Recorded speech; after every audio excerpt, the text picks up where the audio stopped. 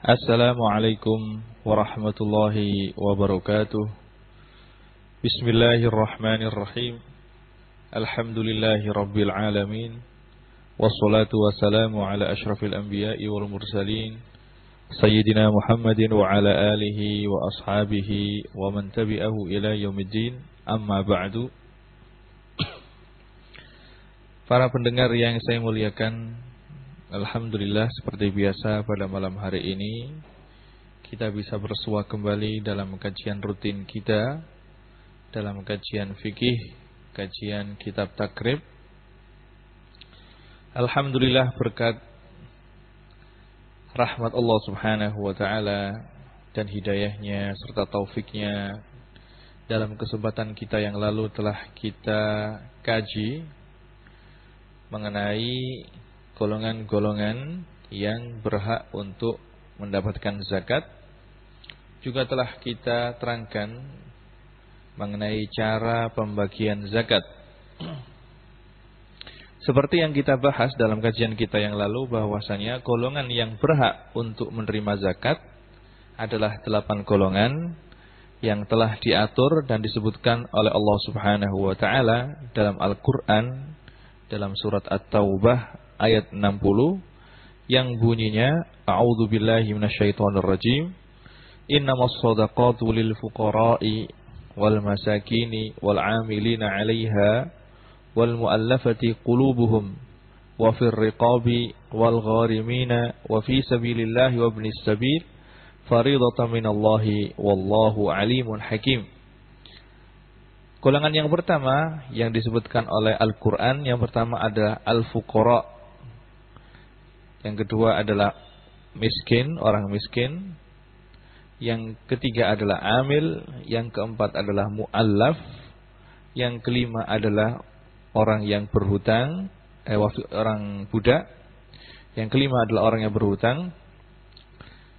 Yang ketujuh, yang keenam adalah orang yang berhutang. Kemudian yang ketujuh adalah fi sabilillah, orang yang berjuang, orang yang berperang di jalan Allah Subhanahu wa taala. Dan yang terakhir, yang kedelapan adalah ibnus sabil, orang yang sedang dalam bepergian. Dan alhamdulillah dalam kajian kita yang lalu telah kita terangkan siapa itu yang namanya fakir dan siapa itu yang namanya miskin. Semuanya telah kita bahas dalam kajian kita yang lalu. Dalam kajian kita kali ini kita akan membahas syarat-syarat orang yang berhak untuk kita kasih zakat. Memang orang yang berhak untuk kita kasih zakat adalah 8 golongan tersebut. Cuma orang ini harus memenuhi beberapa syarat. Kalau syarat tersebut terpenuhi, maka boleh kita mengasih mereka zakat. Kalau tidak terpenuhi, maka tidak boleh kita kasih zakat. Syarat-syarat ini telah diterangkan oleh Imam Abi Suja. Dalam hal ini beliau berkata, wa khamsatun la yajuzu daf'uha ilaihim. 5 golongan yang tidak boleh kita kasih zakat. Al-ghaniyyu bimalin aw kasbin, wal abdu wa banu Hashim wa banu Muttalib, wa man talzamul muzakki nafaqatuhu, wal kafiru. Jadi syarat yang pertama untuk orang yang berhak untuk kita kasih zakat dari 8 golongan tersebut, yang pertama, orang tersebut harus orang yang beragama Islam. Maka tidak boleh kita memberikan zakat kita kepada orang selain orang Islam. Hal tersebut sebagaimana bisa kita fahami dari hadis yang diriwayatkan oleh Imam Bukhari dan Imam Muslim, bahwasanya Rasulullah sallallahu alaihi wasallam telah bersabda, ud'uhum, bersabda kepada Sayyidina Mu'ad bin Jabal ketika Sayyidina Mu'ad diutus oleh Rasulullah sallallahu alaihi wasallam untuk dakwah ke negeri Yaman. Sebelum berangkat, sahabat Mu'ad ini diberi oleh Rasulullah sallallahu alaihi wasallam beberapa nasihat dan beberapa wejangan, termasuk nasihat dan wejangan yang diberikan oleh Rasulullah sallallahu alaihi wasallam kepada sahabat Mu'ad. Beliau bersabda, ud'uhum ila syahadati an la ilaha illallah wa inni rasulullah. Fa inhum ata'u lidzalika fa'limhum annallaha qad iftarada 'alaihim shadaqatan tu'khadhu min aghniyaihim faturaddu 'ala fuqaraihim. Wahai Mu'ad, ajaklah mereka untuk bersaksi bahwasanya tidak ada Tuhan selain Allah dan bersaksi bahwasanya aku adalah utusan Allah. Jika mereka mentaati terhadap apa yang kamu serukan, fa'limhum, maka beritahu mereka, anallaha qad iftarada 'alaihim shadaqah, bahwasanya Allah Subhanahu wa taala telah mewajibkan kepada mereka untuk membayar zakat. Tu'khadhu min aghniyaihim, zakat ini diambil dari orang-orang kaya, dari orang Islam, faturaddu 'ala fuqaraihim, dan dikembalikan kepada orang-orang fakir dari orang-orang muslim tersebut.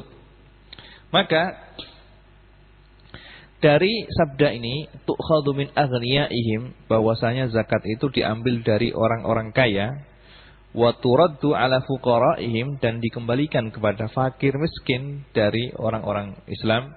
Maka bisa kita fahami bahwasanya zakat itu tidak diambil kecuali dari orang kaya, dan tidak dikasihkan kecuali kepada orang yang membutuhkan. Maka bisa kita ambil kesimpulan, orang yang tidak Islam tidak berhak untuk kita kasih zakat, sebagaimana orang yang bukan Islam tidak wajib untuk membayar zakat. Ini adalah syarat yang pertama. Syarat yang kedua, orang yang berhak untuk kita kasih zakat adalah orang yang tidak mampu untuk bekerja. Jika kita mendapatkan orang fakir atau orang miskin, yang mana orang tersebut mampu untuk bekerja, dan jika dia bekerja, dia bisa mencukupi kebutuhan dia, cukup kebutuhan dia, seandainya dia mampu bekerja, seandainya dia mau bekerja. Cuma orang ini malas, tidak mau bekerja. Dia punya kemampuan, punya skill, punya keahlian, cuma dia itu orangnya malas. Seandainya dia bekerja, ada kemauan, dia akan mendapatkan pekerjaan yang layak, yang bisa menghidupi kebutuhan, yang bisa menghidupi untuk dia dan untuk keluarganya. Maka orang yang seperti ini tidak boleh kita kasih zakat. Dan dia kalau faham bahwasanya dia itu adalah orang yang mampu, maka dia tidak boleh untuk mengambil zakat. Ini semua adalah berdasarkan hadis yang diriwayatkan oleh Imam Tirmidzi, juga Imam Abu Dawud, bahwasanya Rasulullah sallallahu alaihi wasallam telah bersabda, la tahillu shadaqatun li ghaniyyin wala lilidzi mirratin sawiyyin.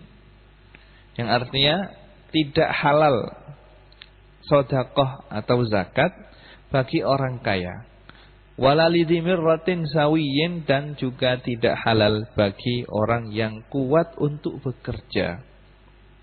Dalam riwayat Imam Abu Dawud, lafadznya adalah wala lidzi quwwatin muktasib, dan tidak halal zakat bagi orang yang kuat untuk bekerja. Maka kalau ada orang yang fakir,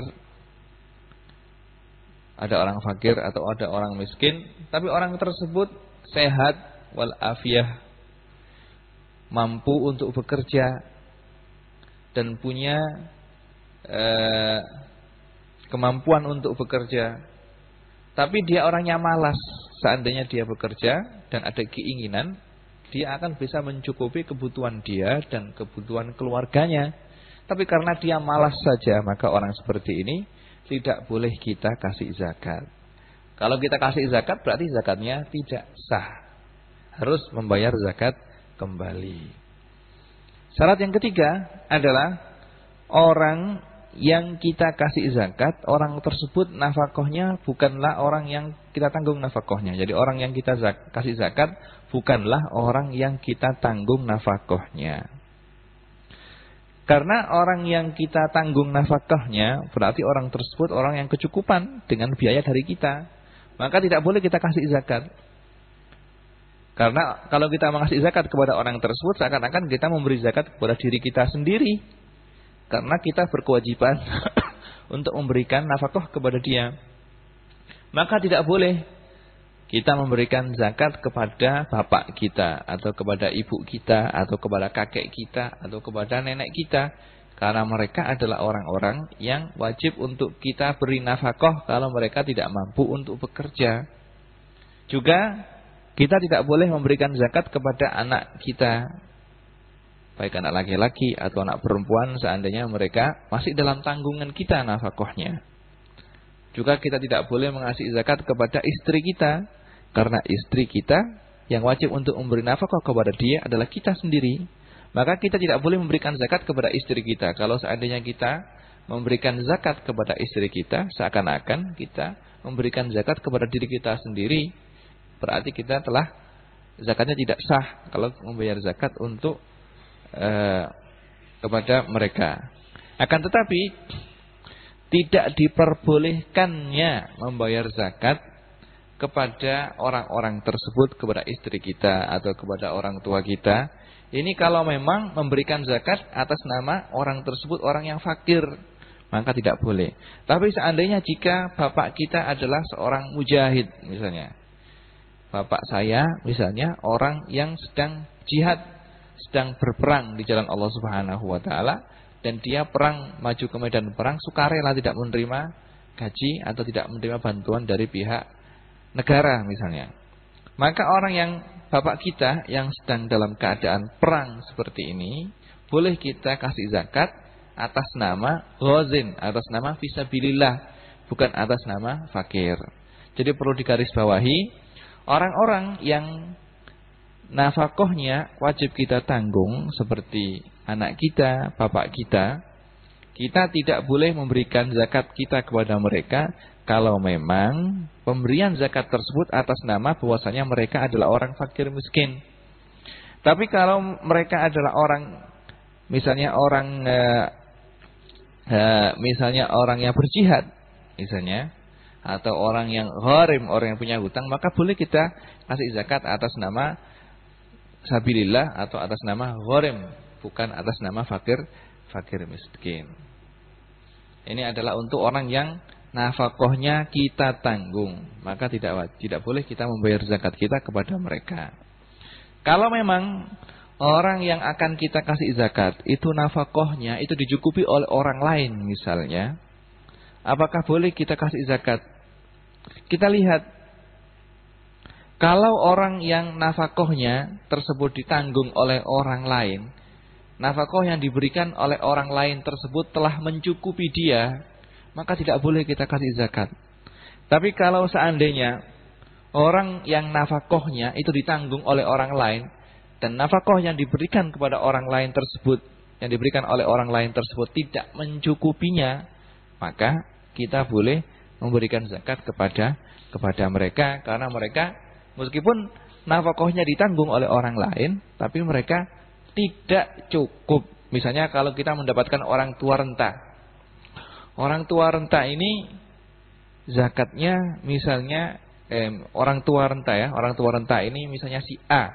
Si A ini mempunyai anak Zaid. Nah, si A ini kehidupannya ditanggung oleh Zaid. Cuma nafkah atau biaya yang dikasihkan oleh Zaid kepada bapaknya si A ini tidak cukup. Tidak mencukupi kehidupan dia sehari-hari. Maka boleh kita kasih zakat atas nama fakir miskin. Atas nama fakir miskin. Kalau seandainya biaya atau nafkah yang dikasihkan Zaid kepada bapaknya si A ini sudah cukup, maka tidak boleh kita kasih zakat. Berarti dia tergolong orang yang sudah mampu.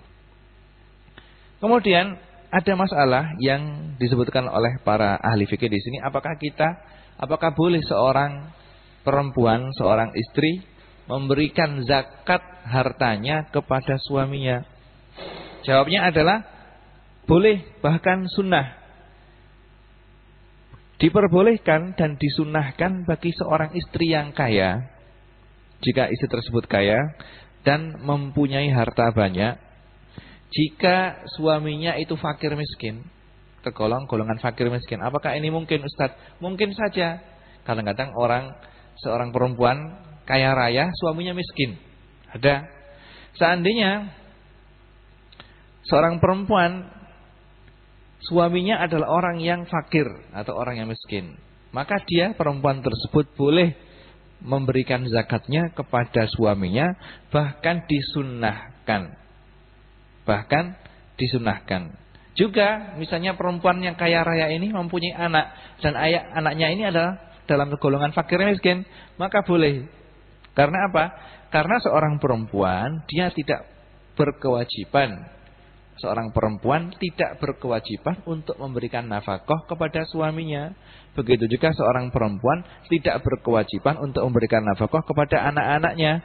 Kalau suaminya miskin atau anak-anaknya miskin, maka mereka boleh, perempuan tersebut boleh memberikan zakatnya kepada suaminya tersebut dan kepada anak-anaknya tadi. Ini adalah berdasarkan hadis yang diriwayatkan oleh Imam Bukhari dan Imam Muslim, bahwasanya Zainab, sahabiyah Zainab, ini beliau adalah istri daripada sahabat Abdullah bin Mas'ud radhiyallahu anhuma, bertanya kepada Rasulullah sallallahu alaihi wasallam. Beliau bertanya, "Ayu jazi'u anni an unfiqa ala zauji wa aitam li fi hijri?" Wahai Rasulullah, apakah boleh saya memberikan zakat atau memberikan nafkah kepada suami saya dan kepada anak-anak yatim yang saya tanggung? Rasulullah sallallahu alaihi wasallam menjawab, boleh. Walaha ajroni, dan kamu mendapatkan 2 pahala. Ajrul qarabati wa ajrus shadaqah. Boleh, dan kamu mendapatkan 2 pahala. Yang pertama, pahala karena memberikan zakat kepada suami dan kepada anak-anak, berarti kamu telah menyambung atau memperkuat tali silaturahmi. Yang kedua adalah pahala dari sedekah dan zakat itu sendiri. Dalam hadis yang lain, yang diriwayatkan oleh Imam Bukhari dan Imam Muslim dari sahabat Ummu Salamah radhiyallahu anha, dari Ummul Mukminin Ummu Salamah radhiyallahu anha, qalat qultu ya Rasulullah, ali ajrun an unfiqa ala bani Abi Salamah, innama hum baniya. Faqala anfiqi alaihim falaki ajru ma anfaqti alaihim. Ummul Mukminin Ummu Salamah radhiyallahu anha bertanya kepada Rasulullah sallallahu alaihi wasallam, "Wahai Rasulullah, apakah saya mendapatkan pahala jika saya memberikan zakat kepada anak-anaknya Abi Salamah?" Anak-anak tersebut adalah anak-anakku juga. Karena Ummu Salamah ini sebelum dinikahi oleh Rasulullah sallallahu alaihi wasallam sudah nikah dengan Abi Salamah.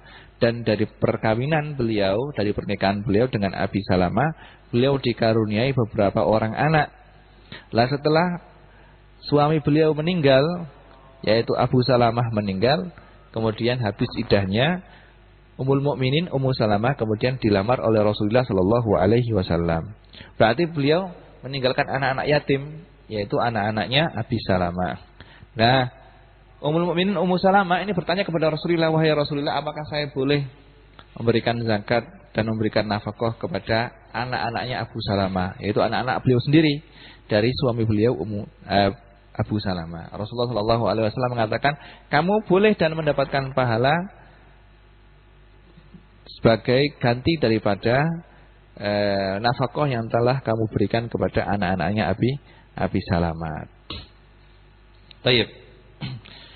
Berdasarkan kaidah yang saya sebutkan tadi, bahwasanya kita tidak diperbolehkan memberikan zakat kita kepada orang yang nafkahnya wajib untuk kita tanggung. Maka dari kaidah ini bisa kita simpulkan bahwasanya kita boleh memberikan sedekah kita kepada sanak dan handai tolan kita, kalau memang mereka nafkahnya tidak wajib untuk kita tanggung. Karena misalnya saudara kita, kakak kita, adik kita, atau paman kita, atau bibi kita, dan anak-anak mereka, semuanya nafkahnya tidak wajib untuk kita tanggung.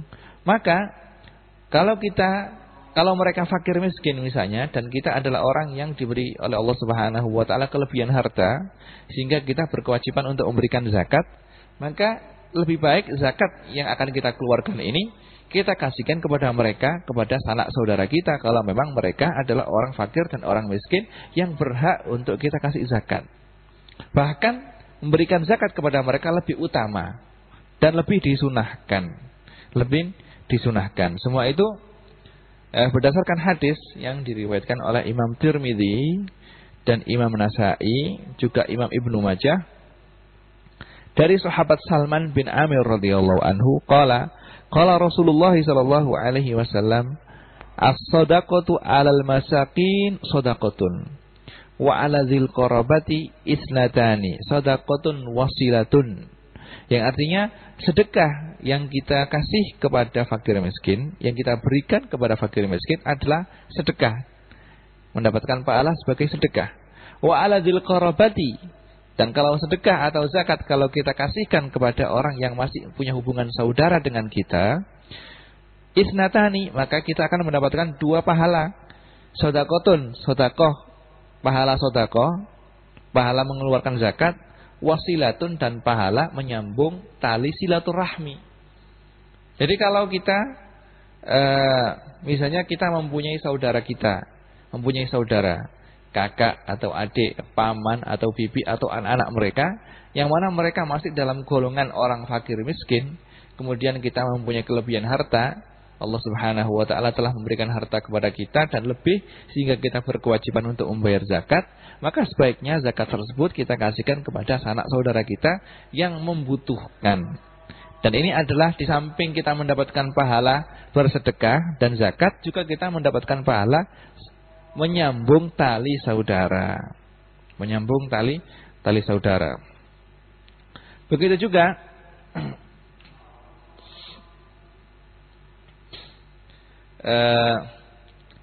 syarat berikutnya untuk orang yang boleh kita kasih zakat adalah hendaknya orang tersebut bukan tergolong keluarga Rasulullah sallallahu alaihi wasallam. Bukan tergolong orang yang nasabnya sambung dengan Bani Hashim atau Bani Muttalib.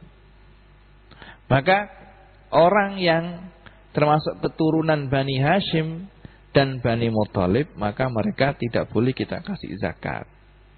Mereka adalah keluarga Rasulullah sallallahu alaihi wasallam. Seperti dalam hadis yang diriwayatkan oleh Imam Muslim, Rasulullah sallallahu alaihi wasallam telah bersabda, "Inna hadhihi shadaqatu innama hiya awsakhun nasi wa innaha la tahillu li Muhammadin wa la li ali Muhammadin." Yang artinya sesungguhnya zakat-zakat ini adalah kotoran manusia. Seperti yang telah kita terangkan pertama kali dalam pembukaan bab zakat, telah kita terangkan faedah dan arti daripada zakat itu sendiri. Telah kita terangkan bahwasanya termasuk hikmah kita diwajibkan untuk membayar zakat adalah bahwasanya zakat ini adalah bisa membersihkan harta kita dari segala kotoran. Maka Rasulullah Shallallahu Alaihi Wasallam di sini menyebutkan bahwasanya sesungguhnya zakat-zakat ini adalah ausakhun nas, kotorannya manusia. Wa innaha la tahillu li Muhammadin, dan kotoran-kotoran ini tidak halal untuk Muhammad, yaitu Rasulullah, dan tidak halal untuk keluarga Muhammad. Dan yang dimaksud dengan keluarga Rasulullah Shallallahu Alaihi Wasallam di sini adalah Bani Hashim dan Bani Muttalib. Bani Hashim adalah keturunan daripada kakek Rasulullah, yaitu Hashim bin Abdul Muttalib. Dan Bani Muttalib adalah keturunan Muttalib, ya. Maka yang termasuk dalam golongan Bani Hashim di sini adalah misalnya cucu-cucunya Sayyidina Ali, baik cucu yang dari istri beliau Sayyidatuna Fatimah radhiyallahu anha, baik anak Sayyidina Ali tersebut berasal dari istri beliau Sayyidatuna Fatimah radhiyallahu anha, yaitu anak-anak atau cucu-cucu Sayyidina Hasan dan Sayyidina Husain, atau dari istri yang lain. Karena Sayyidina Ali ketika Sayyidina Fatimah sudah meninggal, beliau nikah kembali, nikah lagi dengan beberapa perempuan dan punya anak juga seperti Muhammad bin Hanafiyah dan yang lainnya, itu adalah anak Sayyidina Ali dari istri selain Sayyidina Fatimah. Mereka termasuk dalam golongan Bani Hashim. Begitu juga anak-anak daripada saudara Sayyidina Ali seperti anaknya Aqil dan anaknya Fadl misalnya, atau anaknya Abdullah bin Abbas. Mereka semuanya tergolong Bani Hashim, keturunan mereka tergolong Bani Hashim dan tidak boleh untuk kita kasih zakat. Begitu juga keturunan Bani Muttalib seperti Imam Syafi'i. Imam Syafi'i adalah keturunan dari Bani Muttalib. Maka Imam Syafi'i dan anak keturunannya tidak boleh untuk kita kasih zakat. Dan seperti dalam hadis yang lain yang diriwayatkan oleh Imam Bukhari dan Imam Muslim dari sahabat Abu Hurairah radhiyallahu anhu, bahwasanya Sayyidina Hasan bin Ali bin Abu Thalib radhiyallahu anhuma, putra daripada Sayyidina Fatimah radhiyallahu anha, suatu ketika beliau mengambil sebiji kurma, yang mana kurma ini bertumpukan di dekat masjid. Kurma ini adalah kurma zakat. Ketika itu Sayyidina Hasan masih kecil, mengambil satu biji kurma terus dimasukkan ke mulutnya. Ketika itu Rasulullah SAW ketika melihat hal ini, maka beliau bersabda, kih. Maksudnya kih itu maka disuruh untuk memuntahkan atau mengeluarkannya. Kemudian beliau berkata, amma sya'arta anna la na'kulu shadaqah. Wahai cucuku, kamu harus tahu bahwasanya ini adalah sedekah atau zakat, dan kamu adalah cucuku dan keluargaku tidak boleh untuk memakan zakat. Ini adalah hadis yang menerangkan bahwasanya kita tidak diperbolehkan memberikan zakat kepada Bani Muttalib dan Bani Hashim, yang mana mereka adalah keluarga Rasulullah Shallallahu Alaihi Wasallam. Karena apa? Karena zakat itu seperti yang saya terangkan tadi adalah merupakan kotoran dari harta orang Islam yang dikeluarkan zakatnya. Maka tidak boleh kita mengasih kotoran kepada cucu Rasulullah Shallallahu Alaihi Wasallam atau keluarga Rasulullah Shallallahu Alaihi Wasallam sebagai penghormatan kita kepada Rasulullah Shallallahu Alaihi Wasallam. Maka kita tidak diperbolehkan memberikan zakat kepada mereka. Sebagai penghormatan kepada Rasulullah, maka kita memberikan harta dari kita sendiri, bukan zakat. Tapi harta yang bagus dari harta kita, bukan kita memberikan zakat kepada mereka. Cuma untuk zaman sekarang, pada ulama mutaakhirin seperti Imam Istokhri dan yang lainnya, beberapa ulama Syafi'iyah juga, Syekh Syarqawi dalam hasyiahnya, terus Imam Baijuri dan yang lainnya, beliau memperbolehkan memberikan zakat kepada Ahlul Bait atau kepada keluarganya Rasulullah Shallallahu Alaihi Wasallam. Alasan mereka kenapa? Karena dulu mereka tidak kita kasih zakat karena Allah Subhanahu Wa Taala telah memberikan bagian khusus kepada mereka dari harta rampasan perang. Allah Subhanahu Wa Taala telah berfirman, wa'lamu annama ghanimtum min syai'in fa anna lillahi khumusahu walil rasuli walidil qurba wal yatama wal masakin wa ibnis sabil. Ketahuilah bahwa segala sesuatu yang telah kamu hasilkan dari rampasan perang, maka sesuatu tersebut 1/5-nya adalah milik Allah Subhanahu Wa Taala dan milik Rasulnya dan milik keluarga lidil qurba. Yang dimaksud dengan lidil qurba di sini adalah sanak keluarga Rasulullah Shallallahu Alaihi Wasallam, yaitu Bani Hashim dan Bani Muttalib, wal yatama dan untuk anak-anak yatim, wal masakini dan untuk orang-orang miskin, wa ibnis sabil dan untuk orang yang bepergian. Jadi yang dimaksud dengan lidil qurba di sini adalah untuk keluarga Rasulullah Shallallahu Alaihi Wasallam mendapat bagian khusus dari rampasan perang. Sebagaimana dalam hadis yang diriwayatkan oleh Imam Bukhari, bahwasanya suatu ketika sahabat Jubair bin Mut'im, beliau berkata, suatu ketika aku berjalan bersama Utsman bin Affan, berjalan menemui Rasulullah Shallallahu Alaihi Wasallam, dan kita bertanya kepada Rasulullah, ya Rasulullah, a'taita Bani Muttalib wa taraktana wa nahnu wa hum minka bimanzilatin wahidah. Wahai Rasulullah, Anda memberi bagian untuk Bani Muttalib dari harta rampasan perang, sedangkan Anda tidak memberikan kita, padahal kita dan Bani Muttalib adalah satu turunan. Kemudian Rasulullah SAW bersabda, innama Banu Muttalib wa Banu Hashim syai'un wahid. Wahai Jubair, wahai Utsman bin Affan, ketahuilah bahwasanya Bani Muttalib dan Bani Hashim adalah satu. Jadi harus diketahui bahwasanya Sayyidina Utsman bin Affan adalah cucunya Abdul Syams. Begitu juga Jubair bin Mut'im adalah cucunya Naufal. Dan Abdul Syams dan Naufal ini adalah saudara dengan Hashim dan Muttalib. Yang mana mereka semuanya 4 orang ini adalah anaknya Abdul Manaf. Abdul Manaf, salah satu kakeknya Rasulullah, ini punya 4 orang anak. Yang pertama adalah Abdul Syams, yang mana Abdul Syams ini sahabat Utsman bin Affan, Khalifah Utsman bin Affan, cucunya Abdul Syams. Juga Naufal, anak yang kedua adalah Naufal, yang mana Jubair bin Mut'im adalah cucu daripada Naufal. Kemudian Muttalib, kemudian Hashim. Rasulullah adalah keturunan daripada kakek beliau Hashim. Nah, mereka ini 4 orang saudara anak daripada Abdul Manaf. Ya Rasulullah, kenapa kok Anda mengasihi Banu Muttalib, anak cucunya Muttalib, kok tidak mengasihi saya, cucunya Bani Abdul Syams dan cucunya Naufal, padahal kita semuanya satu keturunan. Rasulullah Shallallahu Alaihi Wasallam mengatakan Banu Hashim dan Banu Muttalib syai'un wahid. Bani Hashim dan Bani Muttalib adalah satu. Kenapa?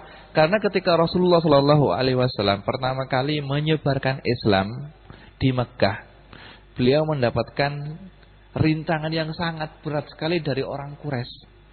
Dan yang membantu beliau menghadapi rintangan-rintangan ini termasuk Bani Abdul Muttalib, Bani Muttalib dan keluarga beliau Bani Hashim adalah yang menjadi pelindung beliau, yang menjadi penghibur beliau. Sehingga Bani Hashim dan Bani Muttalib ini seakan-akan satu, sama-sama sepakat membantu Rasulullah Shallallahu Alaihi Wasallam. Adapun Bani Abdul Syams dan Bani Naufal, mereka berdua anak-anaknya memusuhi Rasulullah Shallallahu Alaihi Wasallam. Maka ketika Islam jaya, Rasulullah Shallallahu Alaihi Wasallam sebagai tanda penghormatan kepada segala sesuatu yang telah diberikan oleh Bani Muttalib dan Bani Hashim, Rasulullah Shallallahu Alaihi Wasallam membagi rampasan perang untuk mereka, dan Allah Subhanahu Wa Taala sendiri telah menyerukan hal tersebut kepada Rasulullah Shallallahu Alaihi Wasallam. Nah, jadi inilah syarat-syarat orang yang boleh untuk kita kasih zakat. Yang pertama adalah al-Islam, orang tersebut harus orang Islam. Yang kedua, orang tersebut adalah orang yang tidak mampu untuk bekerja. Yang ketiga, orang tersebut nafkahnya tidak kita tanggung. Yang keempat, orang tersebut adalah orang yang bukan termasuk golongan Bani Hashim dan Bani Muttalib. Cuma untuk ulama mutaakhirin, mereka memperbolehkan mengeluarkan zakat atau membagikan zakat kepada Bani Hashim dan Bani Muttalib dengan alasan yang telah saya sebutkan tadi, bahwasanya mereka tidak, untuk zaman sekarang tidak mendapatkan bagian dari harta rampasan perang, dan ditakutkan kalau mereka tidak kita kasih zakat, maka mereka akan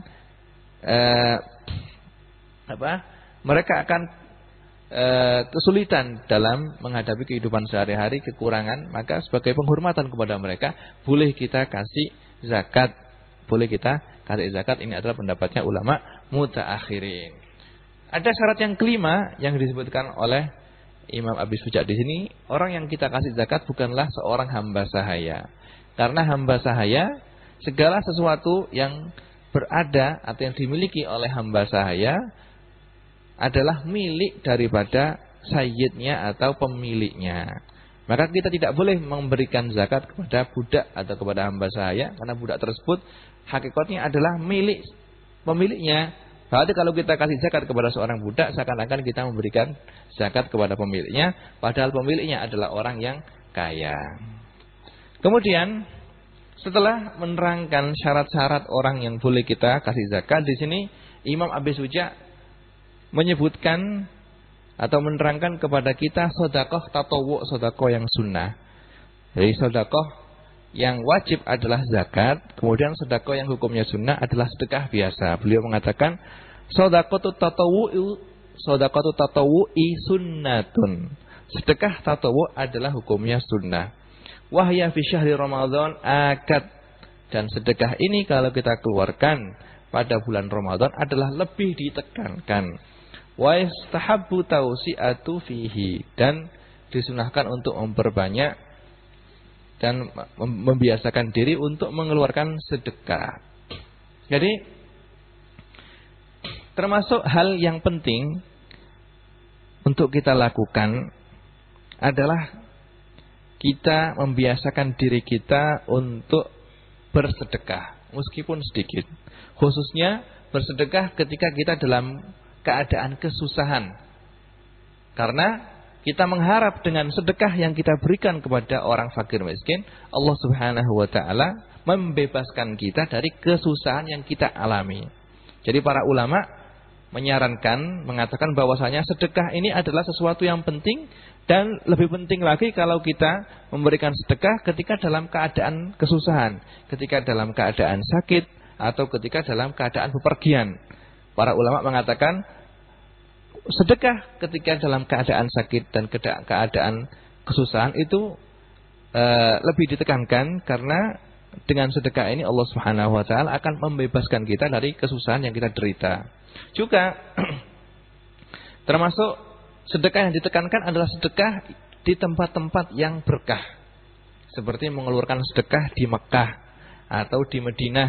Jadi untuk calon-calon jamaah haji yang mau berangkat ke Mekah dan ke Madinah, jangan sampai lalai, jangan sampai kok di Mekah dan di Madinah itu ribut belanja. Perbanyaklah sedekah ketika Anda berada di Mekah dan di Madinah. Sedekah kepada fakir miskin atau kepada orang-orang yang membutuhkan, baik itu orang Indonesia sendiri atau orang-orang lain, saudara-saudara kita Muslim yang kita temui di Mekah dan di Madinah. Karena sebuah amal itu pahalanya akan dilipat gandakan oleh Allah Subhanahu wa taala kalau amal tersebut dilakukan di tempat-tempat yang berkah. Seperti kita melakukan sholat di Masjidil Haram, pahalanya akan lebih banyak daripada sholat di masjid yang lain. Sholat di Masjidil Haram, pahalanya seperti sholat 1000 kali, atau kalau tidak salah 100.000 kali di tempat lain. Sholat di Madinah, di Masjid Nabawi, pahalanya 1000 kali seperti sholat di tempat lain. Maka begitu juga sedekah. Maka para ulama mengatakan sedekah di tempat-tempat yang berkah ini dianjurkan karena pahalanya sangat banyak sekali dan faedahnya akan kembali kepada orang yang bersedekah tersebut. Begitu juga sedekah di waktu perang, sedekah di waktu haji. Begitu juga sedekah di waktu-waktu yang mulia. Seperti sedekah pada hari 10 hari awal bulan Dzulhijjah. Nah, kita sekarang di akhir bulan Dzulqa'dah, sebentar lagi akan memasuki bulan Dzulhijjah. Maka mulai sekarang kita persiapkan sedikit rezeki untuk kita keluarkan pada 10 hari pertama pada bulan Dzulhijjah. Karena Allah Subhanahu wa taala menjadikan 10 hari pada awal Dzulhijjah ini adalah hari yang mulia. Hari yang mulia. Seperti dalam hadis bahwasanya dalam hadis yang diriwayatkan oleh Imam Bukhari dan Imam Muslim bahwasanya di sana tidak ada amal yang lebih baik, atau Allah Subhanahu wa taala tidak menciptakan hari yang lebih mulia dari 10 hari pada awal Dzulhijjah. Maka hari-hari yang akan datang, yaitu hari 10 hari pada awal Dzulhijjah, akan sebagai orang muslim yang benar-benar punya perhatian terhadap agamanya dan terhadap akhiratnya, mulai sekarang kita niati besok insyaallah pada tanggal 1 Dzulhijjah sampai tanggal 10 Dzulhijjah kita niat untuk memperbanyak sedekah. Mulai sekarang kita menabung sedikit demi sedikit untuk persiapan untuk kita kesedekahkan pada hari-hari tersebut. Juga sedekah pada hari-hari raya, hari raya Idul Fitri, hari raya Idul Adha, kita disunatkan untuk memperbanyak sedekah untuk memberikan idkhalus surur, untuk membahagiakan saudara-saudara muslim kita yang fakir miskin. Juga sedekah pada bulan Ramadan juga dianjurkan karena bulan Ramadan adalah bulan yang mulia. Maka pada bulan yang mulia ini jangan sampai kita lewatkan, kita tidak bersedekah. Dan sebagaimana yang kita terangkan dalam kajian kita tadi, bahwasanya sedekah kepada handai tolan dan sanak saudara yang miskin itu lebih utama daripada kepada orang lain. Maka sedekah kepada sedekah kepada sanak saudara yang mempunyai permusuhan dengan kita itu sedekah yang paling mulia. Jadi ulama mengatakan bahwasanya kalau kita ada seteru atau ada ketidakcocokan dengan salah satu sanak saudara kita, maka kita datang ke dia, kita kasih sedekah dia. Kita kasih hadiah, kita kasih oleh-oleh misalnya. Kita datang ke rumahnya minta maaf.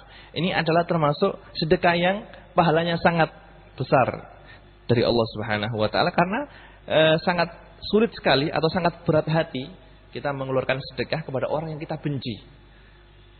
Ya.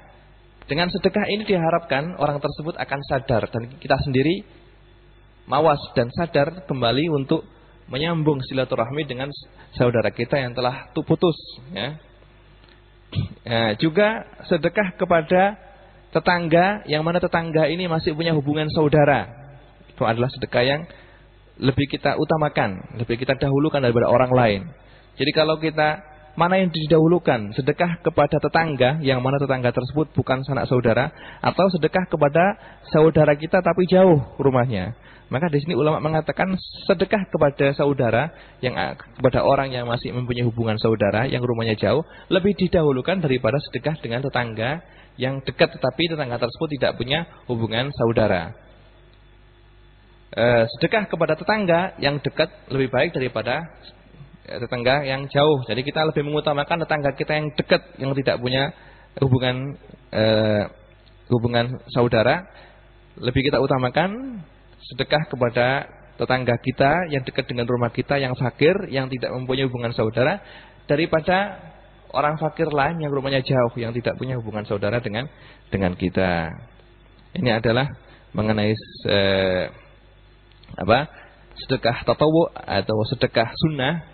Dan kalau kita mengeluarkan sedekah, maka harta yang kita keluarkan atau barang yang kita sedekahkan jangan sampai barangnya jelek. Kita seharusnya memberikan kepada fakir miskin sesuatu yang baik atau sesuatu yang kita senangi. Karena Allah Subhanahu wa taala berfirman, "Lan tanalul birra hatta tunfiqu mimma tuhibbun." Kamu tidak akan mendapatkan kebaikan sampai kamu bisa menginfakkan sesuatu yang kamu cintai. Jangan sampai kok kamu atau kita memberikan sedekah kepada fakir miskin sesuatu yang tidak kita senangi. Makanan sudah jelek, sudah basi, kita kasihkan ke tetangga, jangan. Yang kita kasihkan ke tetangga adalah makanan yang masih fresh, yang masih baru. Yang barusan kita masak, kita kasihkan ke tetangga. Kalau kita masak daging misalnya, jangan kok tetangga itu dikasih tulangnya saja, tapi kasih dagingnya. Gitu. Maka kita kalau bersedekah, hendaknya kita berusaha semaksimal mungkin untuk memberikan sesuatu yang baik kepada orang yang kita kasih sedekah. Agar kita benar-benar bisa membiasakan diri kita untuk bisa bersedekah dengan ikhlas. Dan untuk bisa membiasakan diri kita untuk berbuat zuhud atau berbuat sesuatu yang baik selagi kita berada di dunia. Karena segala amal yang kita kerjakan di dunia ini semata-mata adalah untuk sebagai tabungan kita di akhirat nanti. Mudah-mudahan apa yang telah kita kaji pada malam hari ini bisa kita amalkan, sehingga ilmu kita tidak menjadi bumerang bagi kita, tapi menjadi syafaat untuk kita besok pada hari kiamat. Nasallallahu subhanahu wa ta'ala ayyaj'ala ilmana hujjatan lana la hujjatan alaina wa yarzuqna ilman nafi'a wa amalan maqbula wa sallallahu ala sayyidina Muhammadin wa ala alihi wa sahbihi wa sallam. Subhana rabbika rabbil izzati amma yasifun wa salamun alal mursalin walhamdulillahi rabbil alamin. Wassalamualaikum warahmatullahi wabarakatuh.